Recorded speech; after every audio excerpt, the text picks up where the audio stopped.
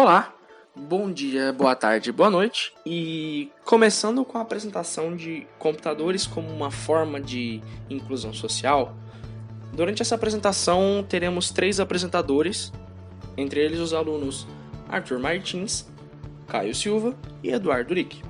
Bom, nessa época atual, os computadores estão em cada vez mais na vida das pessoas e cada vez mais elas são uma necessidade, tendo hoje em dia como base a inclusão social como um todo, que tenta dar a essas pessoas os materiais necessários para a vida. Hoje em dia, a internet, a computação, essa tecnologia está entrando como uma dessas necessidades de vida. Bom, antes de entrar no assunto dos computadores como meio de inclusão social, é importante entender o que é a inclusão social. Para isso, o professor e doutor em Física pela UFRJ, professor do Instituto de Física e de Programa de Pós-Graduação em História das Ciências, Ildeu de Castro Moreira, disse em 2006 para uma revista sobre inclusão social que essa inclusão social pode ser entendida como a ação de proporcionar para populações que são social e economicamente excluídas, no sentido de terem acesso muito reduzido aos bens materiais, educacionais, culturais e etc., e terem recursos econômicos muito abaixo da média dos outros cidadãos, prover a essas populações oportunidades e condições de serem incorporadas à parcela da sociedade que pode usufruir esses bens, pode ser entendido como inclusão social. Em um sentido mais amplo, a inclusão social envolve também o estabelecimento de condições para que todos os habitantes do país possam viver com adequada qualidade de vida e como cidadãos plenos, dotados de conhecimento, meios e mecanismos de participação política que os capacitem a agir de forma fundamentada e consciente, logo, social. E é claro, todos esses direitos sem discriminação nenhuma para todos os habitantes do país.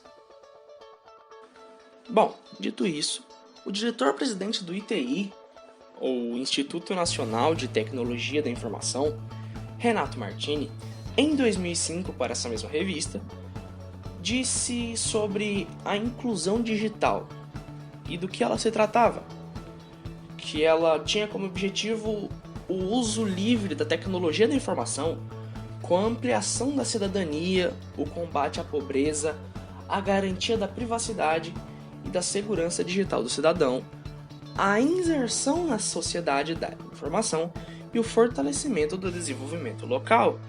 E isso é a base da inclusão digital, que seria, de certa forma, um campo, uma área que abrangeria tanto os computadores, a computação, a tecnologia como um todo, e a chamada inclusão social.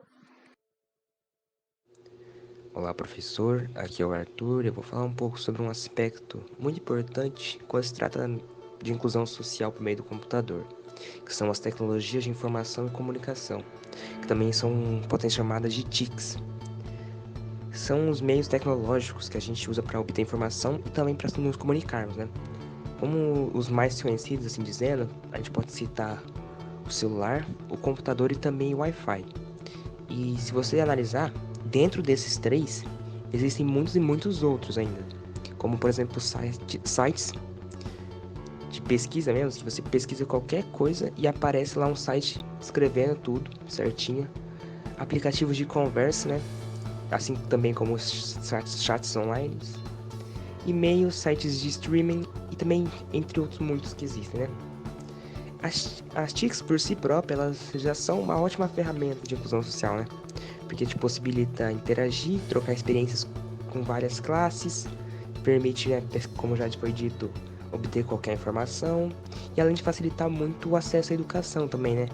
Com videoaulas gratuitas, educação à distância. Mas tem um ponto muito importante que a gente tem que tratar sobre isso, que é garantir a acessibilidade das pessoas a essas tecnologias, né? Porque a partir do momento em que o cidadão ele não tem um celular ou um computador em mãos, ou até mesmo tem, mas não sabe usar, aí você acaba criando outra forma de exclusão. Porque além desse cidadão já ser excluído socialmente, ele também acaba sendo excluído digitalmente, entendeu? Portanto, é de extrema importância que a gente crie meios de distribuição de riqueza que ajudem nessa questão de poder dar um celular, um computador na mão de qualquer um, mas também o ponto de ensinar, né, eles e garantir então que além de alfabetizados, todo mundo seja letrado digitalmente. E a gente pode chegar nesse objetivo melhorando a formação dos educadores e também inserindo o meio de ensino construcionista, né?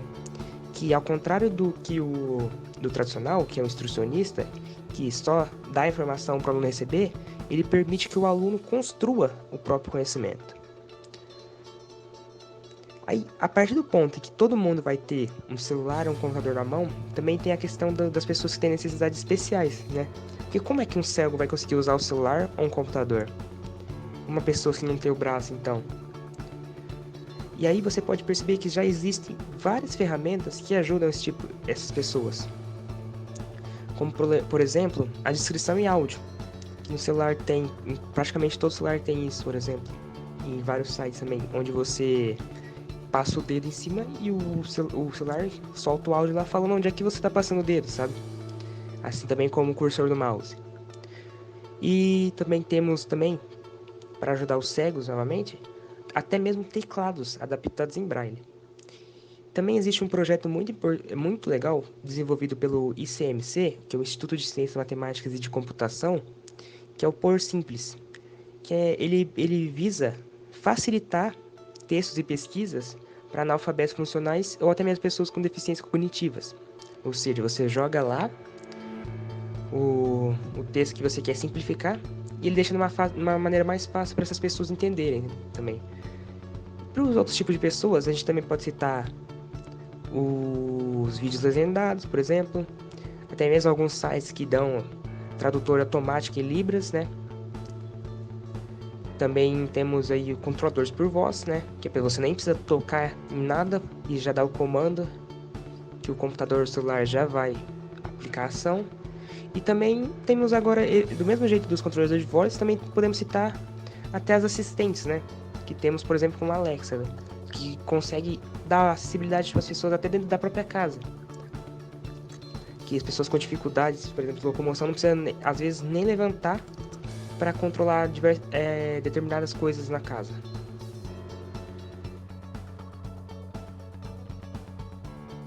Bom dia, boa tarde ou boa noite. Meu nome é Eduardo e agora apresentaria o tópico uso do computador como ferramenta de inclusão social, mas não sendo restrito apenas ao computador em si, mas sim aos dispositivos em geral.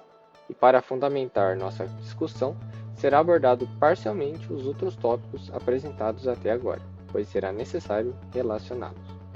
Então, para darmos o pontapé inicial, precisamos entender que a exclusão social, lembrando que esse é o oposto da inclusão explicado pelo Caio, está presente em diversos locais, em diferentes níveis de preconceito e estereótipo.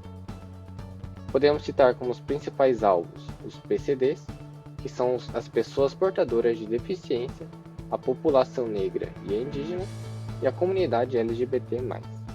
E dentro da sociedade que vivemos atualmente, esses grupos não são bem aceitos por muitos e por isso são isentos de seus direitos mais básicos. Sabendo disso, podemos dizer então que a inclusão digital pode acabar sendo um dos caminhos mais seguros, entre aspas, para atingir a inclusão social. Tá, mas por que utilizar os meios digitais como ferramenta de inclusão social?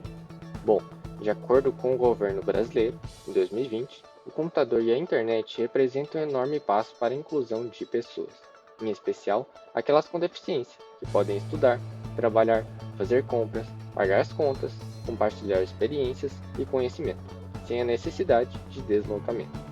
Além disso, Carvalho e Daltrine, em 1994, afirmaram que o avanço tecnológico transformou o computador em uma ferramenta cada vez mais indispensável às atividades humanas.